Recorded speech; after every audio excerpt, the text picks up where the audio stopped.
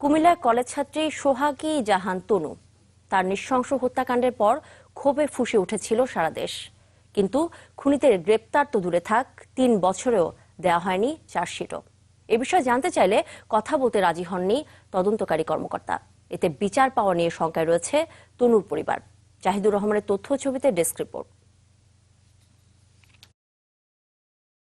ছবির মেয়েটি নৃশংসভাবে খুন হওয়া কুমিল্লা ভিক্টোরিয়া কলেজের ছাত্রী সোহাগী জাহান তনু 2016 সালের 20 মার্চ রাতে একটি জঙ্গল থেকে উদ্ধার করা হয় তার মৃতদেহ।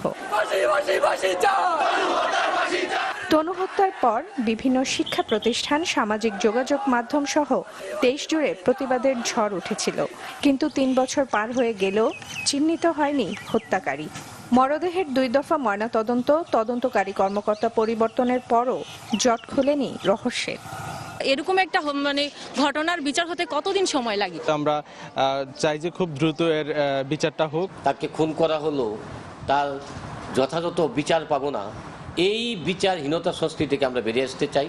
সংশ্লিষ্ট তদন্ত সংস্থাগুলি সুষ্ঠু তদন্ত করে দেখবে, এটা আমরা প্রত্যাশা করি।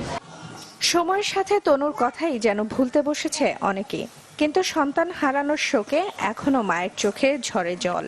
আশা দেখে যেতে পারবেন মেয়ের হত্যার বিচার।